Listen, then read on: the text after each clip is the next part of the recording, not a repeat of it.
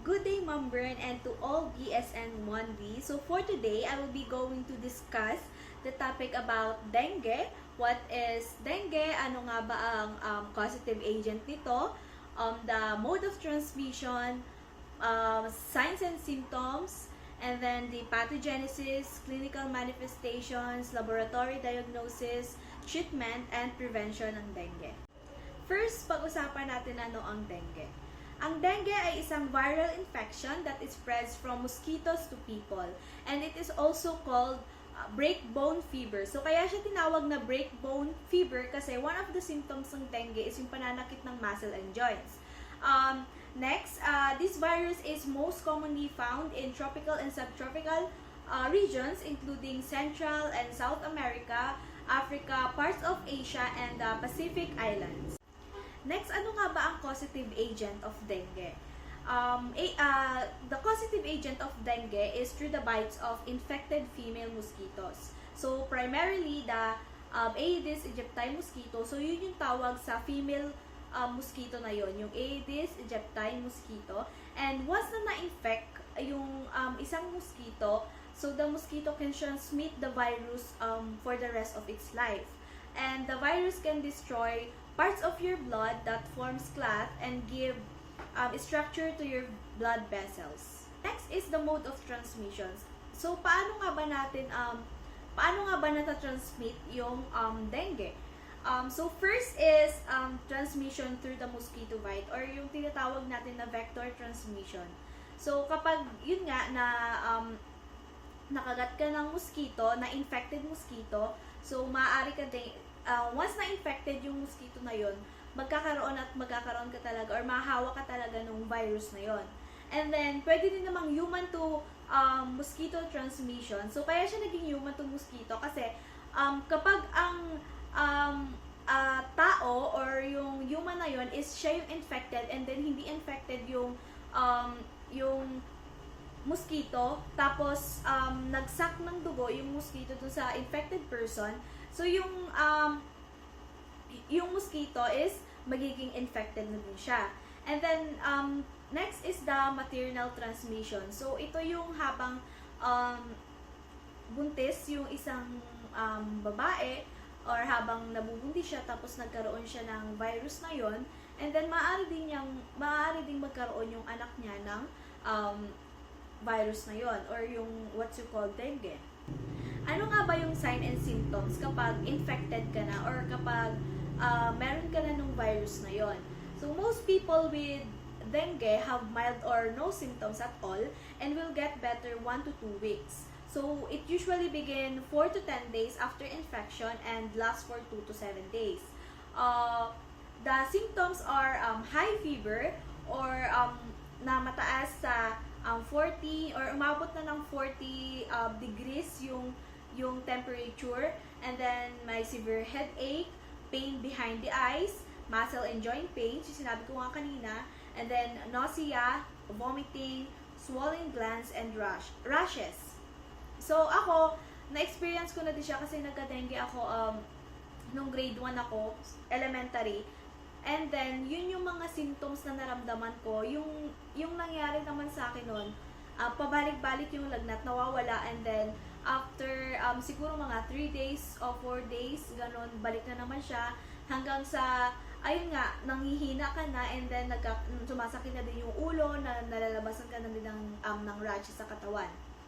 Next naman ay signs and symptoms din ng severe dengue. So, pag severe dengue, ito yung mga tao na na-infect na sila for the second time. Sila yung greater risk na magkaroon ng severe dengue, yung mga infected na lang for the second time. Ang symptoms naman nito is severe abdominal pain, persistent vomiting, rapid breathing, bleeding gums or nose, fatigue, restlessness, blood in vomit or stool, being very thirsty, pale and cold skin, and feeling weak.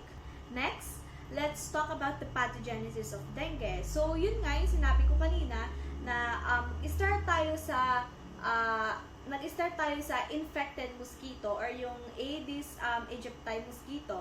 So, yung Aedes aegypti mosquito na yon is tumapon siya dun sa healthy person, and then yung healthy person since nga yung dumapo sa kanya or nagsak ng dugo sa kanya is infected na mosquito, so magkakaroon talaga siya ng virus na yon. And then once na yung infected person naman na yon, dumapo naman sa kanya yung uninfected mosquito or yung hindi infected sa virus na yun ng mosquito, yung mosquito magkakaroon naman siya ng siya naman yung magkakaroon ng virus na yun kasi nga yung nasak niyang dugo do sa person na yun is yung person is infected. And then, yun nga, paulit-ulit lang din yung cycle niya, kumbaga parang pabalik-balik lang din yung life cycle niya. And, yung sinabi ko nga kanina, na once na yung mosquito na yun is infected na siya, so they can transmit the virus for the rest of their life. Next is the clinical manifestation. So, dengue begins abruptly after a typical incubation period of 5 to 7 days. So, there are three phases of clinical manifestation. First is the febrile phase. Ito yung early diagnosis of dengue infection. So ginagawa nila ito through tourniquet test. So dito yon kapag ginawa nila yung tourniquet test and then nagkaroon ka ng rashes or pamumula, ibig sabihin na nag-positive ka na sa dengue. Next naman is the critical or leakage phase. So, ito naman yung early detection of plasma leakage or shock. So, na-admit yung patients na may thrombocytopenia and poor appetite and poor clinical condition. So, ito yung mga nanghihina na talaga yung mga pasyente. So, considering admitting high-risk patients, so, yung mga high-risk patient talaga is yung mga infants or yung mga babies, the obese patients, and then the patients with prolonged shock or yung mga taong kumbaga meron na silang mga iniindang sakit or meron na silang mga iba pang sakit, and then lastly is the mga pregnant woman or yung mga buntis. So sila yung mga high-risk na patient. Next naman is yung laboratory diagnosis. So, isa sa mga test na ginagawa nila is the nucleic acid amplification test or yung NAATS.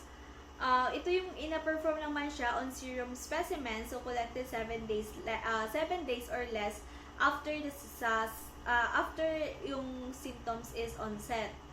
And then, I think yung kinukuha nila dito is yung dugo. Yun yung tinetest nila para malaman nila if infected yung person or hindi. And then next naman is serologic test. The IgM antibody testing can identify additional infections and is an important diagnostic tool. However, interpreting the result is complicated by cross-reactivity with other flaviviruses like Zika, and determining the specific timing or infection can be difficult. Ito ay same din na parang dugo din yung ginagamit nila. And ito naman yung tinetest naman yung antibodies natin para ma-identify yung mga additional infections sa ating katawan. Next naman is the IgG antibody testing. The IgG detection by ELISA in a single serum sample, it's not useful for diagnostic testing because it remains detectable for life after a dengue virus infection. Ito naman yung parang pregnancy test, and then doon naman nakikita na positive, makikita kung infected ka or hindi.